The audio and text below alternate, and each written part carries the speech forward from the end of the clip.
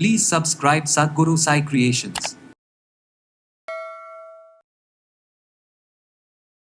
கண்கள் தெளிவாக தெரிவதற்கு என்னென்ன பண்ணலாம்? இயற்கையான முறையில் இதுக்கு பாசிபிலிட்டிஸ் இருக்காது. கண்களை சுற்றி நமக்கு வலி அதிகமாக இருக்கும். ஸோ இந்த மாதிரியான வலிகள் இருந்ததுன்னா ஓகே. இரவு நேரத்தில் நமக்கு கண்கள் ரொம்ப அரிப்பு இருக்கும். தூங்கும்போதும் பார்த்தோம்னா கண்களில் ஒரு மாதிரி வலி இருக்கிறது, கண்களை சுற்றி வலி ஏற்படுறது. ஸோ இதனோட பெனிஃபிட் என்ன அப்படின்னா, சுகர் லெவல் நமக்கு நல்லாவே குறையும்.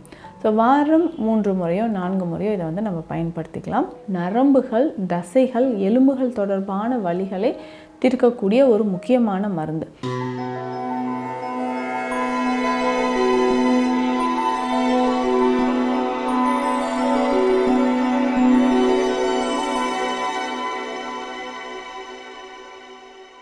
சத்குரு சாய் கிரியேஷன் வியூவர்ஸ் அனைவருக்கும் வணக்கம். நான் டாக்டர் நித்யா, சித்தா ஃபிசிஷியன்.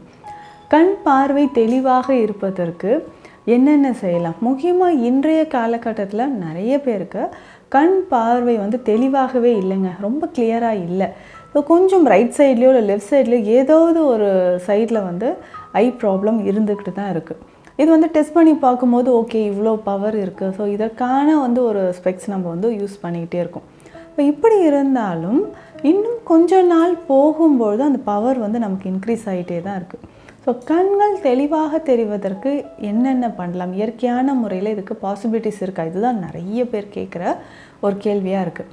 பொதுவாக சுகர் இருக்குதுன்னு வச்சுக்கோங்களேன், டயபிட்டிஸ் இருக்கக்கூடிய நபர்களுக்கு பார்த்தோம்னா கண் பார்வை பாதிக்கப்படுது. இது டயபெட்டிக் ரெட்டினோபதி அப்படின்னு சொல்கிறோம். ஸோ இந்த கண்களில் பாதிப்பு ஏற்பட்டு பார்வை கொஞ்சம் கொஞ்சமாக குறையிறது நம்ம பார்க்குறோம். அதே மாதிரி நிறைய பேருக்கு கண்களில் ப்ரெஷர் இருக்குது அப்படின்னு சொல்லுவாங்க.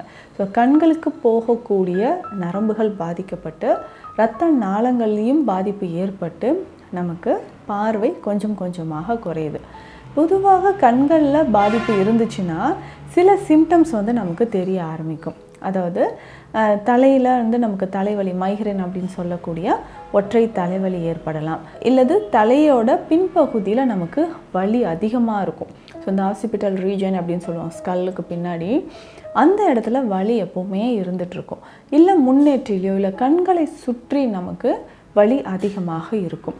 ஸோ இந்த மாதிரியான வலிகள் இருந்ததுன்னா ஓகே, நமக்கு கண்ணில் ஏதோ பாதிப்பு இருக்குது அப்படின்னு நம்ம தெரிஞ்சுக்கலாம். இன்னும் ஒரு சிலருக்கு கண்களில் ஒரு இரிட்டேஷன் இருக்கும், அதிகமான ஒரு எரிச்சல். ஸோ எரிச்சல் இருந்துக்கிட்டே இருக்கும்பொழுது ஒரு லாக்ரிமேஷன் அப்படின்னு சொல்லுவோம், கண்கள்லேருந்து தண்ணீர் வடிகிற மாதிரி ஒரு நிலைமை இருந்துக்கிட்டே இருக்கும். இரவு நேரத்தில் நமக்கு கண்கள் ரொம்ப அரிப்பு இருக்கும். தூங்கும்போதும் பார்த்தோம்னா கண்களில் ஒரு மாதிரி வலி இருக்கிறது, கண்களை சுற்றி வலி ஏற்படுறது, இந்த மாதிரியான சிம்டம்ஸ் இருக்கும். ஸோ கண்கள் ஒளி நமக்கு ஆரோக்கியமாக இருப்பதற்கு, ஸோ நார்மலான ஒரு விஷன் இருப்பதற்கு என்னென்ன பண்ணலாம்?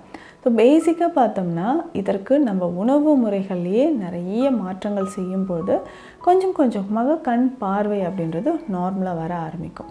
இதுக்கு பேசிக்காக பார்த்தோம்னா கண் பார்வையில் நமக்கு குறைபாடு இருந்ததுன்னா இந்த வெள்ளை நந்தியாவட்ட சாறு நம்ம பயன்படுத்தலாம்.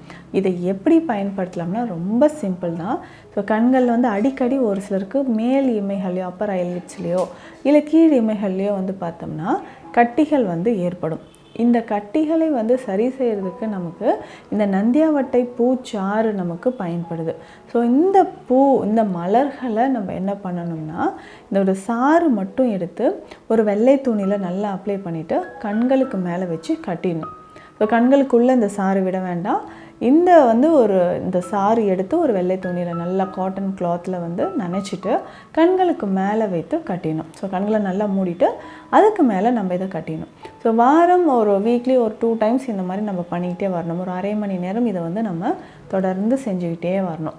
ஸோ இது செய்யும்போது கண்கள் நரம்புகள் நமக்கு வலிமையாகும். பார்வை நமக்கு கொஞ்சம் பாதிப்பு இருந்ததுன்னா அது சரியாகிறதுக்கு இதை நம்ம பயன்படுத்திக்கலாம். அடுத்து முக்கியமாக நம்மளுடைய உணவு முறைகளில் என்னென்ன அதிகமாக சேர்த்து பயன்படுத்தும் போது கண் பார்வை நமக்கு நல்லா தெளிவடையும். ஸோ இதுக்கு முக்கியமாக பார்த்தோம்னா சின்ன வெங்காயம் உணவில் நிறைய சேர்த்து சாப்பிடணும். வெங்காயத்தோட இலைகள், வெங்காயத்தாள் அப்படின்னு சொல்லுவோம் இல்லைங்களா? ஸோ வெங்காயத்தாள் நம்ம பயன்படுத்தும் பொழுதும் கண்களில் அந்த பார்வை நமக்கு நார்மலாக இருக்கிறத தெரிஞ்சுக்கலாம். கொஞ்சம் கொஞ்சமாக நமக்கு நார்மலாக வரும். கீரை வகைகள் ரொம்ப முக்கியம். இதில் கீரை வகைகள் அப்படின்னு சொல்லும்பொழுது பொன்னாங்கண்ணி, கரிசலாங்கண்ணி, தூதுவளை கீரை, அதுலேயும் வெண்தூதுவளை அப்படின்னு சொன்னால் ரொம்ப சிறந்தது. அதையும் நம்ம பயன்படுத்தலாம். ஸோ தொடர்ந்து இந்த மாதிரியான கீரை வகைகளையும் நம்ம பயன்படுத்தும் போது கண் பார்வை நமக்கு நல்லாவே தெளிவடையுது. அடுத்து முக்கியமாக பார்த்தோம்னா தேங்காய் பால். ஸோ வெந்தயம் நம்ம இரவு நேரத்திலே ஊற வச்சிடணும். நல்லா ஊறின வெந்தயம் காலையில் நம்ம தேங்காய் பால் ரெடி பண்ணிடணும். ஸோ இது ஒரு 100 ml அளவுக்கு தேங்காய் பால் இருந்ததுன்னா வெந்தயம், அதில் ஊற வைத்த வெந்தயம் தேங்காய் பாலோடைய சேர்த்து நம்ம குடிச்சிட்டு வரணும். ஸோ நல்லா மென்று அந்த வெந்தயமும் சாப்பிட்டுட்டு தேங்காய் பால் குடிக்கணும். ஸோ இதனோட பெனிஃபிட் என்ன அப்படின்னா சுகர் லெவல் நமக்கு நல்லாவே குறையும். ஸோ வாரம் 3 முறையோ 4 முறையோ இதை நம்ம பயன்படுத்திக்கலாம். ஸோ சுகர் லெவல் குறையும் பொழுது நமக்கு கண் பார்வையும் நமக்கு நல்லாவே தெளிவாக தெரிய ஆரம்பிக்கும். ஸோ தொடர்ந்து இதை பயன்படுத்திக்கலாம். அல்சர் இருக்கிறவங்க, உடல் சூடு பித்தம் அதிகமாக இருக்கக்கூடியவங்க இதை பயன்படுத்திக்கலாம். அப்போ உடல் சூடு அதிகமாக இருந்துச்சுனாலும் பித்தம் அதிகரித்தும் நமக்கு தலைவலியோ இல்லை பார்வை சம்பந்தப்பட்ட பிரச்சனைகளோ ஏற்பட வாய்ப்புகள் இருக்குது. இதுலேயும் முக்கியமாக சித்த மருத்துவத்தில் தசமூல கஷாயம் அப்படின்ற ஒரு மருந்து இருக்குது. ஸோ பொதுவாகவே இந்த தசமூல கஷாயம் நம்ம உடலில் ஏற்படக்கூடிய நரம்புகள், தசைகள், எலும்புகள் தொடர்பான வலிகளை தீர்க்கக்கூடிய ஒரு முக்கியமான மருந்து. ஸோ கண்கள்லையுமே நரம்புகள் மற்றும் இரத்த ஓட்டம் பாதிக்கப்பட்டிருக்கிறதுனால இந்த மருந்தை நம்ம தாராளமாக சாப்பிடலாம். ஸோ தசமூல கஷாயம். ஸோ இந்த மருந்து இதில் முக்கியமான 10 வகையான மூலிகைகள் சேர்ந்து செய்யக்கூடியது தான். ஸோ இதை 1 ஸ்பூன் அளவுக்கு எடுத்து ஒரு 3 கிளாஸ் தண்ணீர் விட்டு நல்லா கொதிக்க வைக்கணும். ஸோ கொதிக்க வச்சு அதை நல்லா வற்றி வந்ததுக்கப்புறம் ஒரு 3/4 டம்ளர் வந்ததுக்கப்புறம் ஃபில்ட்ரு பண்ணிவிட்டு ஸோ இந்த கஷாயத்தை குடிச்சிக்கிட்டே வரும்பொழுது பார்வையில் ஒரு நல்ல மாற்றம் தெரிய ஆரம்பிக்கும். ஸோ நிறைய பேருக்கு விஷன் குறைஞ்சிக்கிட்டே வருது, ஸோ ஸ்பெக்ஸ் போடவும் எனக்கு விருப்பம் இல்லை அப்படின்னு சொன்னீங்கன்னா தாராளமாக இந்த கஷாயத்தை பயன்படுத்தலாம். ஸோ இந்த கஷாயம் பயன்படுத்தும்பொழுது கொஞ்சம் கொஞ்சமாக நமக்கு நார்மலாக அடிக்கடி தலைவலி வர்றதோ, பின்மண்டையில் வலி இருக்கிறதோ அது எல்லாமே நமக்கு குறைய ஆரம்பிச்சிடும்.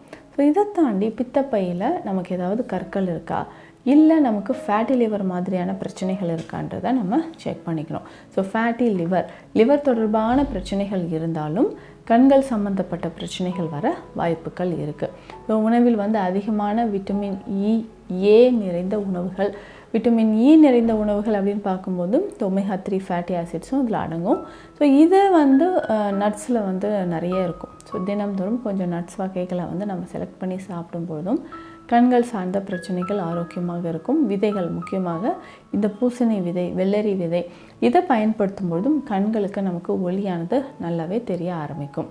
ஸோ கண்களில் பாதிப்பு இருந்து விஷன் குறைபாடு இருந்தால் சின்ன சின்ன எக்ஸசைஸ் நம்ம ஃபாலோ பண்ணலாம். ஸோ காலையில் ஒரு 15 நிமிடம், இரவு தூங்குவதுக்கு முன்னாடி ஒரு 15 நிமிடம் நம்ம பயன்படுத்தும் பொழுது கண்களோட விழித்திறன் அப்படின்னு சொல்கிறது, கண்களோட பார்வை திறன் நமக்கு குறையாமல் பாதுகாக்கப்படும். ஸோ இந்த பதிவில் நம்ம கண்கள் தொடர்பான பிரச்சனைகள், நம்மளுடைய விஷன் நார்மலாக இருக்கிறதுக்கு என்னென்ன செய்யலாம் அப்படின்றத பார்த்தோம்.